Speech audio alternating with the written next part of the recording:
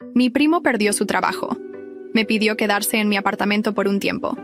Instaló un televisor en su habitación, transformó mi sala en un estudio de podcast y además invitó a su novia a vivir aquí. Llevo 3 semanas durmiendo en 1900 el sofá. Recibí el mensaje de Roberto un jueves por la tarde mientras estaba concentrada en mi trabajo. Normalmente no contesto llamadas durante mi horario laboral, pero él había llamado 7 veces en menos de 1 hora. Cuando finalmente contesté, su voz sonaba entrecortada. Daniela, perdona que te moleste, perdí mi trabajo. No tengo cómo pagar el alquiler este mes. ¿Puedo quedarme en tu casa algunas semanas hasta recuperarme? Dudé por un instante. Roberto y yo crecimos juntos. Nuestros padres eran hermanos y vivíamos en la misma calle cuando éramos niños. Siempre tuvimos una relación cercana, aunque éramos muy diferentes. Mientras yo siempre fui responsable y trabajadora, él siempre tuvo dificultades para mantener compromisos. Nuestra abuela solía decir que él nació cansado, porque siempre buscaba el camino más fácil para todo. Claro, Roberto, tengo una habitación de invitados que puedes usar temporalmente. Mi decisión fue rápida. Recientemente había comprado mi propio apartamento después de años de ahorros y trabajo duro. Era un 2 habitaciones confortable, nada lujoso, pero era mío. Un espacio que representaba mi independencia y todo lo que había logrado con mucho esfuerzo. Roberto llegó al día siguiente con 2 maletas grandes. Noté que, a pesar de haber perdido su empleo, vestía ropa de marca y un reloj nuevo, pero decidí no comentar nada. Al fin y al cabo, cada uno tiene sus prioridades. Es temporal, ¿de acuerdo? Solo hasta que consigas un nuevo trabajo, le expliqué mientras le mostraba la habitación de invitados, un espacio sencillo pero confortable. Claro, prima, 2 semanas como máximo. Enviaré currículums mañana mismo. Sonrió, con esa sonrisa que siempre usaba para desarmar a la gente. En la primera semana, las cosas parecían bajo control. Roberto ocupaba poco espacio e incluso lavaba sus platos. Yo salía temprano para trabajar y volvía por la noche, así que no nos veíamos mucho. Fue en la segunda semana cuando las cosas empezaron a cambiar. Llegué del trabajo y encontré un televisor de 50 pulgadas instalado en la habitación de invitados. Roberto, ¿cómo compraste esto? Ya lo tenía antes de perder mi trabajo. Estaba guardado en casa de un amigo. No puedo vivir sin mi televisor, ¿no? El fin de semana noté que varios muebles de mi sala habían sido reorganizados. Había un micrófono profesional instalado en una esquina, con aislamiento acústico improvisado. ¿Qué es esto? Mi estudio de podcast. Estoy comenzando mi propio negocio. Voy a ser un influencer de finanzas. ¿Finanzas? Pero acabas de perder tu trabajo. Exactamente. ¿Quién mejor para hablar sobre dificultades financieras que alguien que está pasando por ellas? Es contenido auténtico. Decidí no discutir. Después de todo, si estaba buscando una nueva forma de ganar dinero, eso podría ser positivo. Sin embargo, 3 días después volví del trabajo y encontré a una mujer que nunca había visto, sentada en mi sofá, viendo televisión. ¿Hola? ¿Quién eres tú? Me miró con indiferencia. Camila, la novia de Roberto.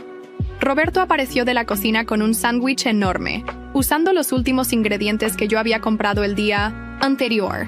Dani, ella es Camila. Tuvo un problema con su compañera de cuarto y se quedará aquí con nosotros por un tiempo. Roberto, no puedes simplemente traer personas a vivir aquí sin consultarme. ¿Cuál es el problema?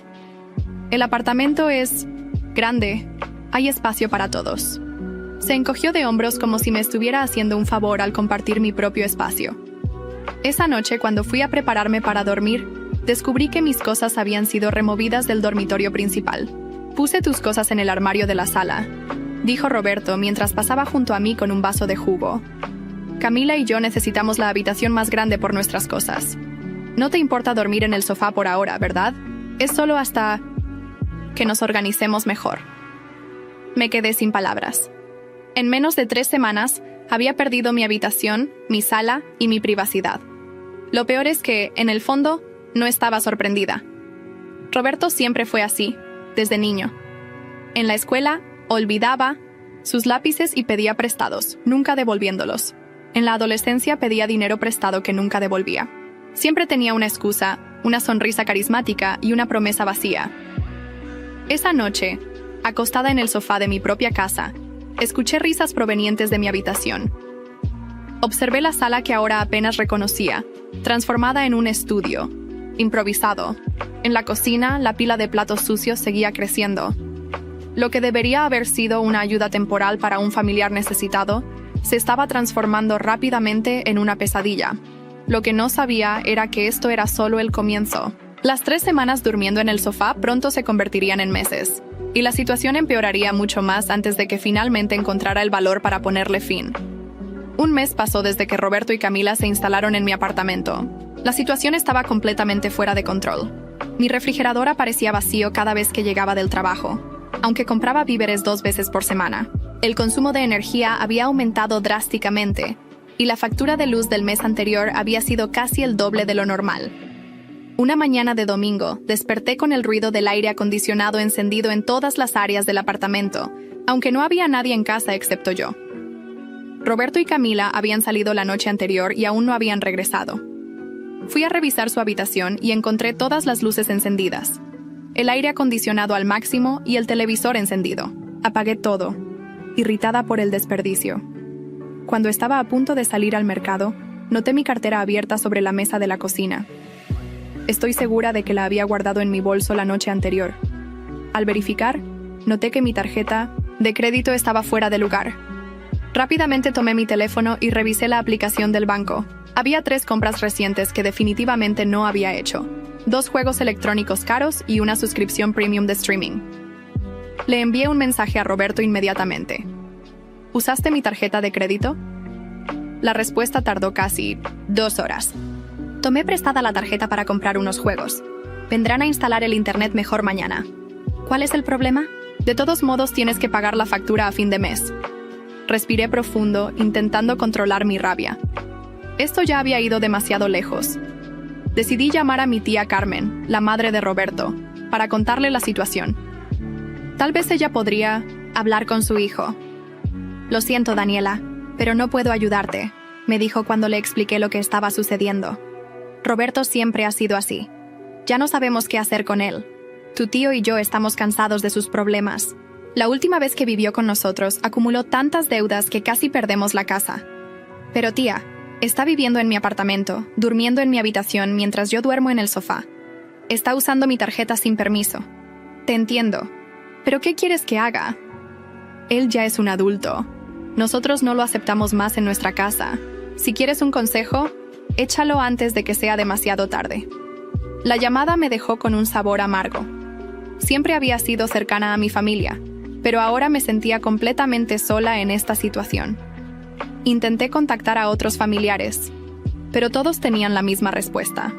Roberto siempre había sido un problema y nadie quería involucrarse.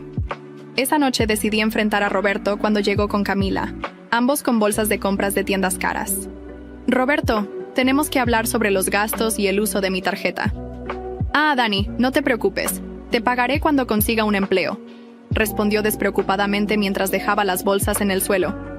«Han pasado 4 semanas y no has enviado un solo currículum. El acuerdo era por 2 semanas». Camila intervino con un tono condescendiente. «No es tan fácil encontrar trabajo hoy en día, ¿sabes? Roberto está construyendo su carrera como creador de contenido. Eso lleva tiempo. Mientras tanto, yo estoy pagando por todo. La comida, la electricidad, el agua, ahora los juegos y suscripciones». «Mira, prima», Roberto me interrumpió. «Estamos pasando por un momento difícil. Pensé que la familia estaba para apoyarse mutuamente. Si es por dinero, te pagaremos cuando podamos». «No es solo por dinero. Han tomado mi habitación, transformado mi sala en un estudio sin preguntar, y ahora están usando mi tarjeta sin permiso». «¿Prefieres que durmamos en el sofá? ¿Con todas nuestras cosas?», preguntó Camila, como si yo estuviera siendo irracional. «Necesitamos espacio, y tú apenas estás en casa. Trabajas todo el día». «Trabajo todo el día para pagar este apartamento, que es mío», respondí, sintiendo que mi paciencia se agotaba. Roberto se acercó, poniendo su mano en mi hombro con ese gesto falso de comprensión que conocía tan bien. «Dani, somos familia. Todo lo que tenemos es tuyo también. No seas tan materialista». Esa noche no pude dormir bien. Me sentía atrapada en mi propio hogar, manipulada por alguien que siempre había sabido cómo hacerme sentir culpable. Roberto había sido así toda su vida. dependiente, irresponsable, pero con un carisma que le permitía salirse con la suya. Desde pequeños, siempre lograba que los demás hicieran las cosas por él. En la escuela, yo terminaba haciendo sus tareas. En la adolescencia, siempre encontraba a alguien que le prestara dinero o lo llevara a casa cuando se quedaba sin transporte. Nuestra abuela solía decir que tenía el don de la palabra, pero lo que realmente tenía era la capacidad de manipular a otros sin que se dieran cuenta. Y aunque lo conocía bien, aquí estaba yo, atrapada en su red una vez más. Las siguientes semanas fueron aún peores. Roberto comenzó a invitar amigos al apartamento para grabar episodios de su podcast, que hasta ahora no había generado ningún ingreso. El ruido era constante, y muchas veces tenía que irme a trabajar sin dormir lo suficiente debido a sus sesiones nocturnas. Un viernes, después de un turno de 12 horas en el hospital donde trabajaba como enfermera, llegué a casa para encontrar lo impensable. El apartamento estaba lleno de gente. Había botellas de alcohol por todas partes, música a todo volumen y personas que nunca había visto usando mis cosas. «¡Daniela!», gritó Roberto cuando me vio entrar, claramente ebrio. «¡Únete a la fiesta!». «¿Qué es esto? ¿Por qué hay tanta gente en mi casa?». «Es mi cumpleaños, prima». No podía no celebrar. «Relájate, todos son amigos». Caminé por mi propio apartamento sintiéndome como una extraña. En la cocina, 2 personas estaban preparando cócteles con mis utensilios. En el baño había una fila de gente esperando para usar el único sanitario del apartamento. Pero lo peor fue cuando entré en lo que solía ser mi habitación. Había una pareja en mi cama, y no eran Roberto y Camila. «¡Fuera de aquí!», grité, sintiendo que perdía el control. «¡Fuera de mi habitación ahora mismo!». La pareja me miró confundida y ligeramente avergonzada, pero no se movió de inmediato. «Tranquila», dijo el chico. Roberto dijo que podíamos usar esta habitación. En ese momento, supe que algo tenía que cambiar. Esta situación no podía continuar así. Después de la fiesta, pasé la noche en casa de una compañera de trabajo. No podía soportar dormir en ese desastre. A la mañana siguiente, regresé temprano, esperando tener una conversación seria con Roberto. Lo que encontré fue peor de lo que imaginaba. El apartamento estaba completamente destruido. Había manchas en la alfombra que había comprado el mes pasado, botellas y vasos rotos por todas partes, y un olor insoportable a alcohol y cigarrillos. En la cocina, los platos sucios se acumulaban en la pileta y sobre la encimera. Mi sofá, donde había estado durmiendo durante semanas, tenía una mancha enorme que parecía ser vómito. Caminé hacia mi habitación, ahora ocupada por Roberto y Camila, y la encontré vacía. La cama estaba deshecha, con las sábanas sucias y arrugadas. Sobre la mesa de noche había colillas de cigarrillo que habían quemado la madera. Revisé el apartamento buscando a Roberto, pero no lo encontré.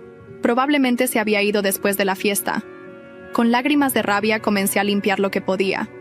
Mientras recogía botellas del suelo, encontré algo que me dejó helada. Un pendiente que reconocí como mío, uno de un par que mi madre me había regalado antes de fallecer. Corrí a buscar en mi joyero, escondido en el fondo del armario de la sala, y descubrí que faltaban varias piezas, incluido el par completo de pendientes. Tomé mi teléfono y llamé a Roberto. No contestó. Le envié un mensaje directo. «¿Dónde están mis joyas? Falta el par de pendientes que me dio mamá y varias otras piezas». Media hora después recibí su respuesta. «Camila los tomó prestados para la fiesta. No te preocupes, los devolverá». Esto era el colmo. Esas joyas no solo tenían valor económico, sino también sentimental. No eran algo que pudiera prestarse. Sin permiso, estaba a punto de responder cuando escuché la puerta abrirse. Era Roberto, acompañado por Camila y un hombre que nunca había visto. «Dani, qué bueno que estás limpiando. La fiesta se salió un poco de control», dijo Roberto, como si fuera un inconveniente menor. «¿Dónde están mis joyas?», pregunté directamente. Camila se removió incómoda. «Las usé anoche. Están por ahí. Después te las devuelvo». «No tenías derecho a tomar mis cosas. Esos pendientes me los dio mi madre antes de morir». «No es para tanto», respondió ella con desdén. «Son solo pendientes. Además, ni siquiera los usas». Respiré profundo, intentando mantener la calma. «¿Y quién es él?», pregunté, señalando al hombre desconocido. «Ah, este es Lucas», dijo Roberto. Es mi amigo y está pasando por un momento difícil. Su novia lo echó de casa y necesita un lugar para quedarse unos días. ¿Qué? De ninguna manera. Ya hay demasiada gente aquí. Vamos, prima, no seas egoísta. Hay espacio suficiente. ¿Dónde exactamente? Yo estoy durmiendo en el sofá. Roberto y Camila intercambiaron miradas, y luego él dijo con naturalidad: «Puede quedarse contigo en el sofá. Es grande». No podía creer lo que estaba escuchando. Mi propio primo sugiriendo que compartiera el sofá con un desconocido. Fue en ese momento que noté algo más. Lucas llevaba en la mano un control de videojuegos que reconocí como mío, uno que guardaba en un cajón de mi habitación. ¿Ese es mi control de videojuegos? Lucas miró el control en su mano y luego a Roberto, confundido. Sí, se lo presté, intervino Roberto rápidamente. Es solo un control, Dani. No es gran cosa. Es mi control, de mi consola, que está en mi habitación. Roberto rodó los ojos.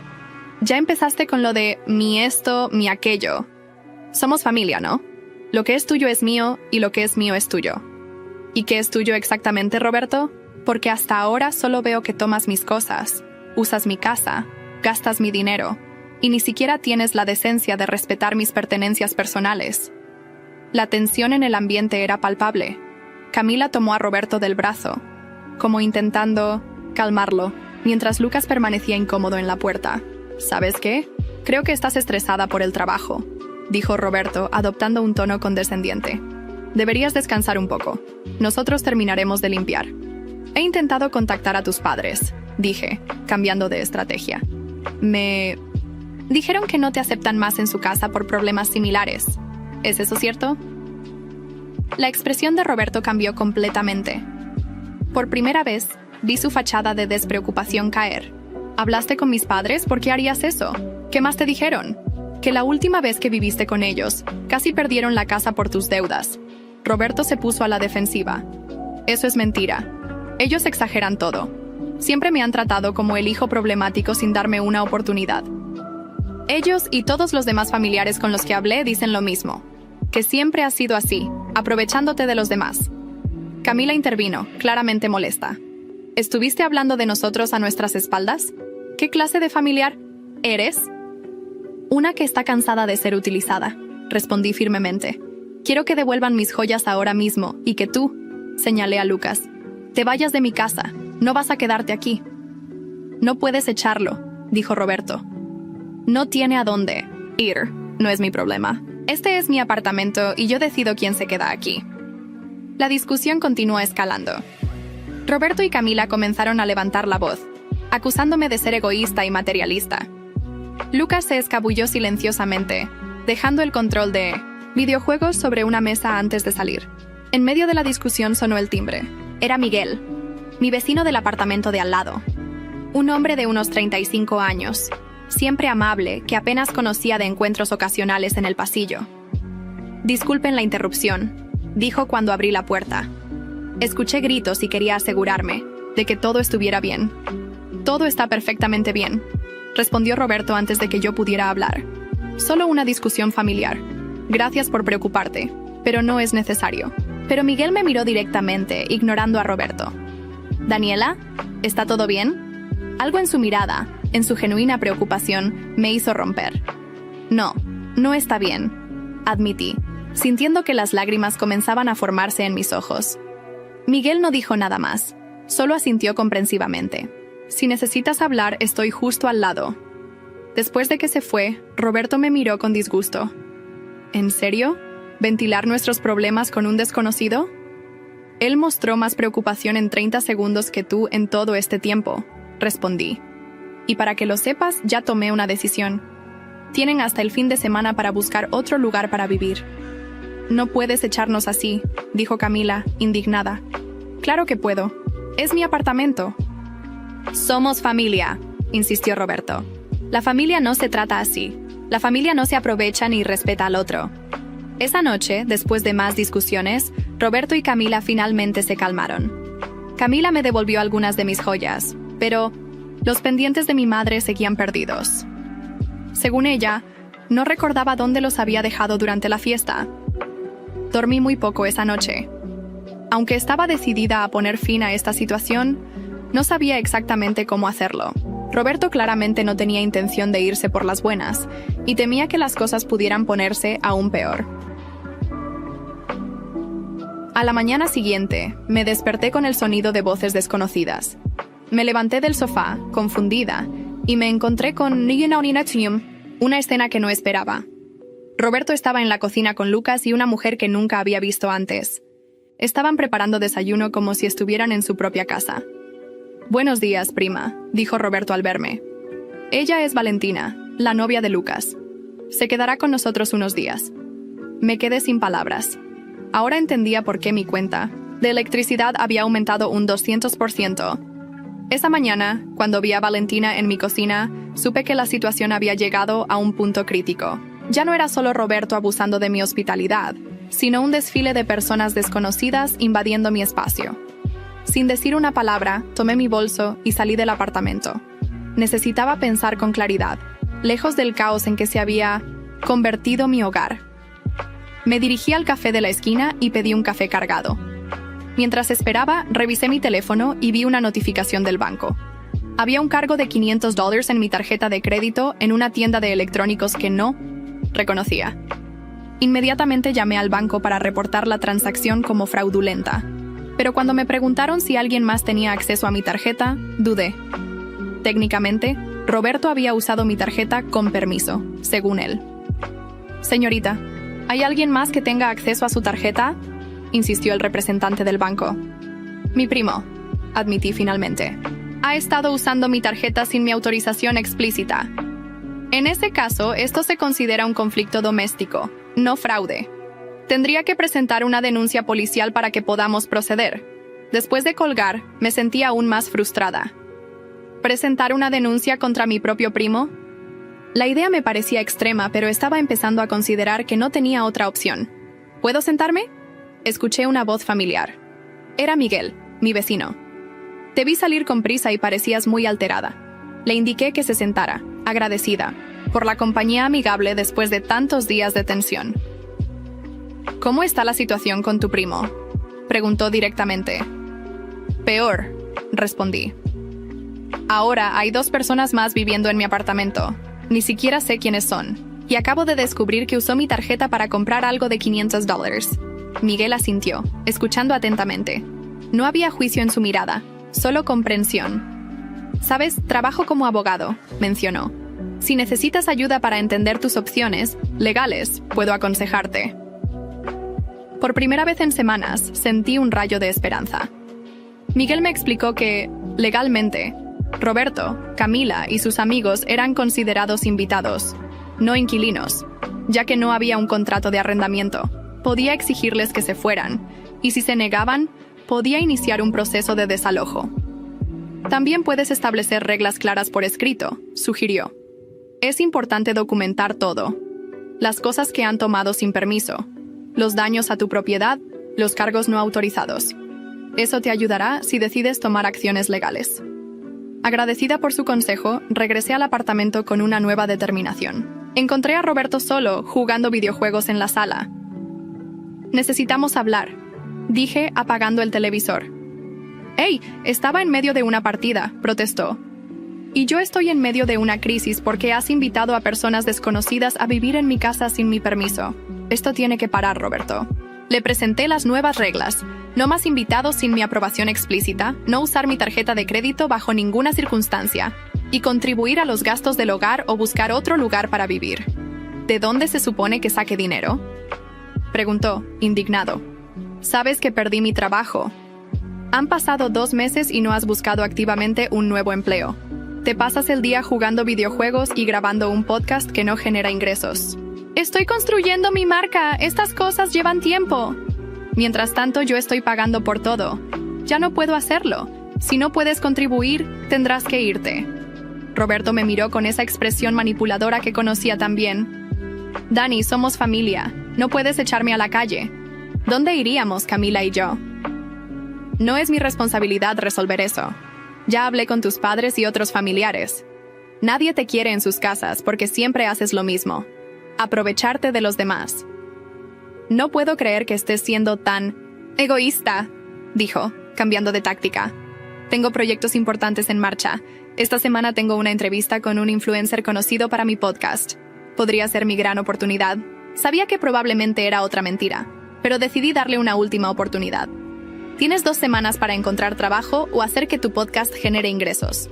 De lo contrario, tendrás que irte. Roberto sonrió, pensando que había ganado. Sabía que entenderías. Eres la mejor prima del mundo. Esa noche, mientras intentaba dormir en el incómodo sofá, recibí un mensaje de Miguel. ¿Cómo fue la conversación? Le conté sobre el ultimátum de 2 semanas. Su respuesta fue cautelosa. Solo asegúrate de mantenerte firme. Personas como tu primo son expertas en manipular las situaciones a su favor. Tenía razón, por supuesto. Las 2 semanas pasaron y la situación no mejoró. Roberto no consiguió trabajo ni la supuesta entrevista con el influencer se materializó. En cambio, continuó invitando amigos al apartamento, organizando pequeñas reuniones que invariablemente dejaban la casa hecha un desastre. Un día, al regresar del trabajo, encontré a Camila usando mi computadora portátil sin permiso. ¿Qué haces con mi laptop?, pregunté alarmada. Solo estoy enviando unos correos, respondió sin apartar la vista de la pantalla. La mía se quedó sin batería. Esa laptop tiene información personal y de mi trabajo. No puedes usarla sin preguntar. No seas tan controladora, respondió con desdén. No estoy haciendo nada malo. Cuando finalmente me devolvió la computadora, noté que había estado revisando mis correos personales y archivos. La confronté, pero negó haber hecho algo incorrecto. Solo abrí el navegador. No es mi culpa si dejaste tus cosas abiertas. La tensión seguía creciendo día tras día. Roberto y Camila hablaban en voz baja cuando yo entraba en una habitación, como si estuvieran conspirando. Mis objetos personales seguían desapareciendo. Perfumes, maquillaje, pequeños electrodomésticos. Cuando preguntaba por ellos, siempre tenían la misma respuesta. No sabemos nada. Lo peor fue cuando descubrí que Lucas había estado durmiendo en mi habitación cuando yo estaba en el trabajo. Encontré colillas de cigarrillo, a pesar de mi regla de no fumar en casa, y envases de comida bajo la cama. Confronté a Roberto al respecto, pero como siempre, minimizó la situación. Lucas necesitaba un lugar tranquilo para hacer unas llamadas de trabajo y se quedó dormido. No es para tanto. Estaba perdiendo el control de mi propio hogar, y con él, mi paz mental. No dormía bien, comía mal, y estaba constantemente estresada. Mis compañeros de trabajo notaban mi deterioro y me preguntaban si algo andaba mal, pero me avergonzaba admitir la verdad, que había permitido que mi propio primo me desplazara de mi apartamento. Miguel seguía siendo mi único apoyo. Me escuchaba sin juzgar y me ofrecía consejos prácticos. A veces, cuando la situación en mi casa era insoportable, me invitaba a cenar en su apartamento, un espacio ordenado y tranquilo que me recordaba cómo era mi vida antes de la llegada de Roberto. Necesitas tomar acciones concretas, me dijo una noche después de escuchar sobre los últimos abusos. Cambia las cerraduras cuando no estén, o lleva a alguien contigo para confrontarlos. No puedes seguir así. Tengo miedo de la confrontación, admití. Roberto siempre encuentra la manera de hacerme sentir culpable, como si yo fuera la mala por querer mi espacio de vuelta. Eso es manipulación emocional clásica, explicó Miguel. Te hace dudar de ti misma para mantener el control. Mientras hablábamos, recibí un mensaje de Roberto. Estamos organizando una pequeña reunión para celebrar el cumpleaños de Camila este viernes. Será algo íntimo, solo unos 15 amigos. ¿Ves lo que está haciendo?, dije, mostrándole el usher. Mensaje a Miguel. Ni siquiera me pide permiso, solo me informa. Y 15 personas no es una pequeña reunión. Creo que esto podría ser la oportunidad que necesitas, sugirió Miguel después de pensar un momento. Si están planeando una fiesta, podrías documentar cualquier daño o comportamiento inapropiado. Incluso podrías notificarles formalmente, antes de la fiesta, que no das tu permiso, y si proceden, tendrías motivos más fuertes para desalojarlos. Su sugerencia tenía sentido. Decidí enviar un mensaje claro a Roberto. No autorizo ninguna fiesta en mi apartamento. Si insistes en hacerla, tomaré medidas legales. Su respuesta llegó casi inmediatamente. No seas exagerada. Solo son unos amigos tomando unas copas para celebrar. Si tanto te molesta, puedes unirte a nosotros en lugar de ser tan antisocial. Estaba claro que no respetaría mi decisión. Hablé con Miguel nuevamente, y juntos desarrollamos un plan. El viernes, fingiría Ir a trabajar, pero en realidad estaría documentando todo lo que ocurriera en el apartamento. Si la fiesta se salía de control, tendría pruebas para respaldar cualquier acción legal que decidiera tomar. El viernes llegó más rápido de lo que esperaba. Durante toda la semana, Roberto y Camila estuvieron preparando la fiesta de cumpleaños, ignorando completamente mi negativa.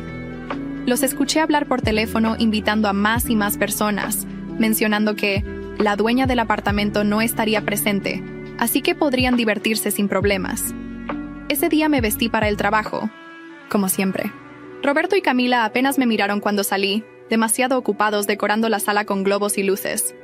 Volveré mañana por la tarde, les informé. Recuerda que no autorizo ninguna fiesta en mi apartamento. Sí, lo que digas, respondió Roberto distraídamente. Que tengas un buen turno. En vez de ir al hospital, me encontré con Miguel en un café cercano.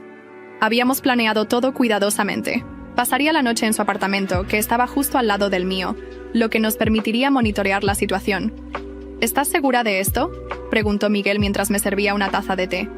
Podríamos simplemente llamar a la policía, si las cosas se salen de control. Necesito evidencia concreta, respondí. Roberto siempre encuentra la manera de manipular las situaciones a su favor. Si llamo a la policía sin pruebas, simplemente dirá que exagero y que solo es una pequeña reunión con amigos. Miguel había instalado una aplicación en mi teléfono, que me permitiría acceder a la cámara de seguridad del pasillo del edificio. No era mucho, pero al menos podríamos ver quién entraba y salía de mi apartamento. Alrededor de las 8 de la noche comenzaron a llegar los primeros invitados. Para las 10 había al menos 30 personas entrando y saliendo de mi apartamento.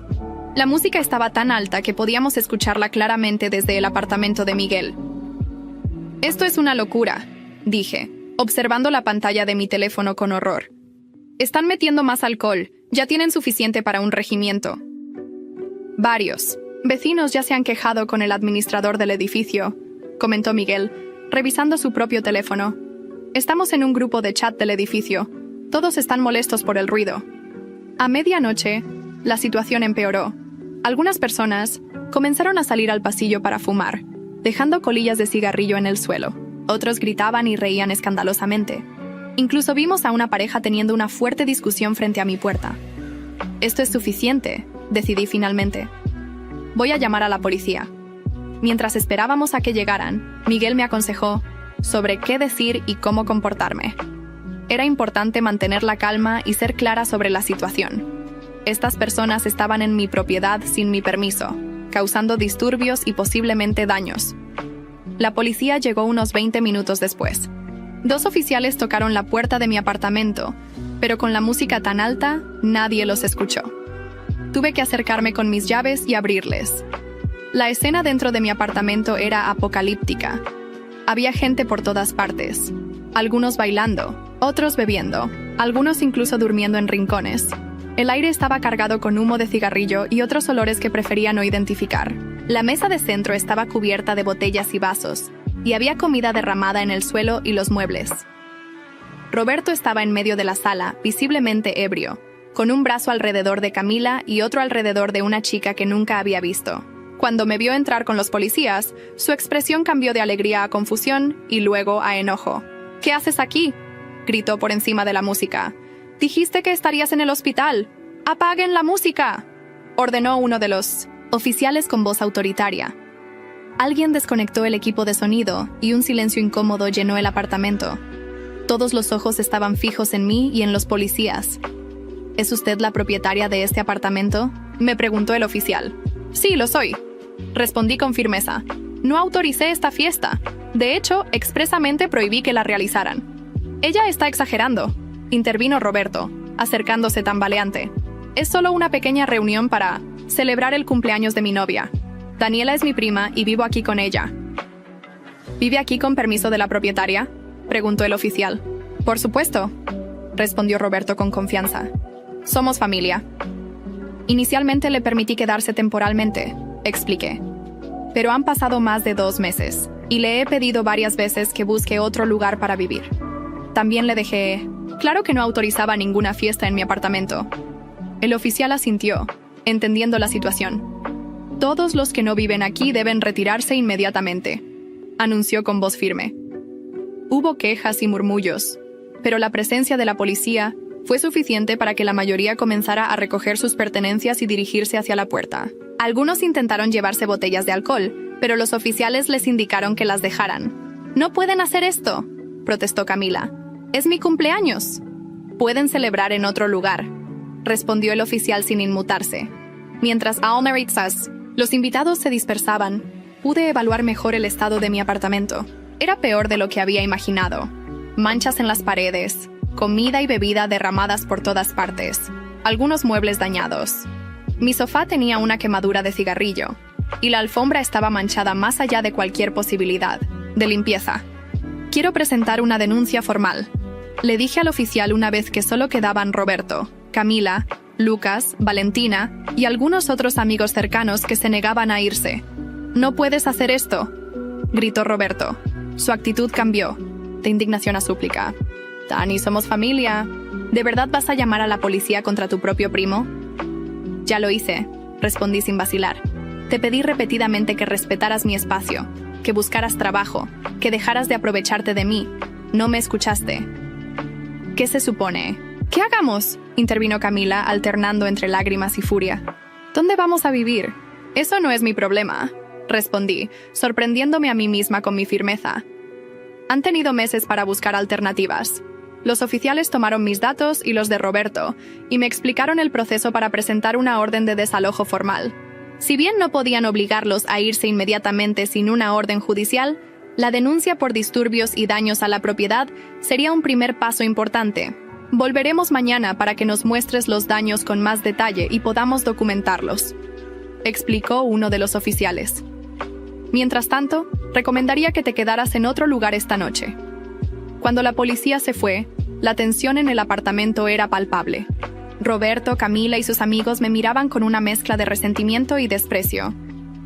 «Nunca pensé que llegarías a esto», dijo Roberto, su voz cargada de rencor. «Traicionar a tu propia familia por un apartamento y unas cosas materiales». «No, se trata del apartamento o las cosas», respondí. «Se trata de respeto, Roberto. Algo que nunca has tenido hacia mí ni hacia nadie.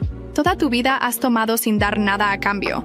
Has usado a las personas y luego las has hecho sentir culpables cuando se cansan de ser utilizadas». «Vámonos», dijo Camila, tirando de su brazo. «No necesitamos aguantar esto». «¿Ir a dónde?», preguntó Roberto, su voz quebrándose por primera vez. La realidad de su situación parecía estar golpeándolo finalmente. «No me importa», respondí. «Pero mañana volveré con la policía y comenzaré el proceso legal para desalojarte formalmente si es necesario». Recogí algunas cosas esenciales y salí del apartamento, sintiendo una mezcla de emociones contradictorias. Había culpa, sí, pero también un intenso alivio. Por primera vez en meses había tomado el control de la situación. Miguel me esperaba en el pasillo, preocupado. «¿Cómo fue?», preguntó, aunque probablemente había escuchado gran parte de la confrontación. «Difícil», admití, «pero necesario». Esa noche dormí en el sofá de Miguel, pero a diferencia de las noches en mi propio sofá, logré descansar. La batalla no había terminado. Sabía que Roberto no se rendiría fácilmente, pero había dado el primer paso hacia la recuperación de mi vida. A la mañana siguiente, me desperté con una serie de mensajes de Roberto, alternando entre disculpas, explicaciones y acusaciones. Estaba usando todas sus tácticas manipuladoras habituales, tratando de hacerme sentir culpable por dejarlo en la calle. No respondí a ninguno de los mensajes. En cambio, me preparé para volver a mi apartamento con la policía, como habíamos acordado. Miguel ofreció acompañarme, y acepté agradecida su apoyo.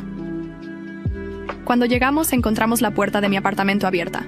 Roberto, Camila, Lucas y Valentina estaban dentro, pero no estaban empacando como esperaba. En cambio, parecían estar instalándose más cómodamente, moviendo muebles y reorganizando el espacio. «¿Qué están haciendo?», pregunté, confundida. «Limpiando el desastre de anoche», respondió Roberto con una sonrisa forzada. «Mira, Dani, sé que ayer las cosas se salieron de control. La fiesta fue un error, lo admito. Pero no tienes que recurrir a medidas extremas. Podemos arreglar esto como familia». Miré a mi alrededor, notando que la limpieza era superficial en el mejor de los casos.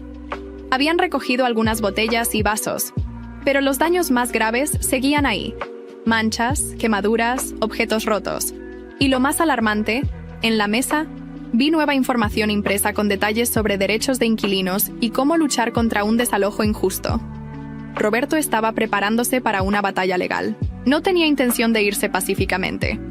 Cuando los oficiales de policía llegaron como habían prometido, documentaron meticulosamente todos los daños en mi apartamento.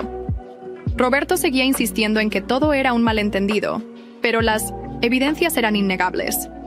El proceso de desalojo formal puede tomar tiempo, me explicó uno de los oficiales, pero considerando los daños y el reporte por disturbios de anoche, podemos acelerar el proceso.